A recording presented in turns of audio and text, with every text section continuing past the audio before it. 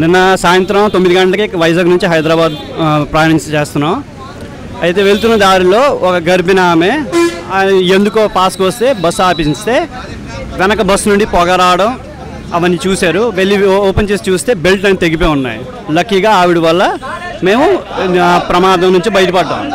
దాని తర్వాత వాళ్ళకి ఫోన్ చేసి చెప్తే ఎటువంటి రెస్పాన్స్ లేదు. నిన్న నైట్ 11 నుంచి వైజాగ్ నుంచి 45 కిలోమీటర్ దూరం ఒక బస్సు పంపించో ఒక సహాయం చేసి ఎటువంటి ఏమీ లేదు. ఉదయం ఇప్పుడు అవుతుంది 9 వరకు హైదరాబాద్ నుంచి చెన్నై నుంచి బస్సు వస్తే ఆ బస్సుని ఆపి అక్కడ చేస్తే ఇప్పుడు ఇక్కడ వచ్చాం. ఇప్పటికి వచ్చినప్పటికీ షాపులన్నీ మూస్తున్నాయి. అంటే మా భద్రత లేదు. 1200 చొప్పున టికెట్లు తీసుకున్నారు. ఎటువంటి రెస్పాన్స్ లేదు, రెస్పాన్సిబిలిటీ లేదు. ఇదేనా న్యాయం? చాలా ఇబ్బంది పడ్డాం. ముసలోళ్ళు 2 ముసలోళ్ళు, చిన్నపిల్లలు 3 4 2 ఒక గర్భిణి ఆమె. చాలా ఇబ్బంది. రాత్రి నిద్ర లేదు, ఎవరికి తిండి లేదు, ఎటువంటి ఏమీ లేదు. చాలా బాధపడ్డాం.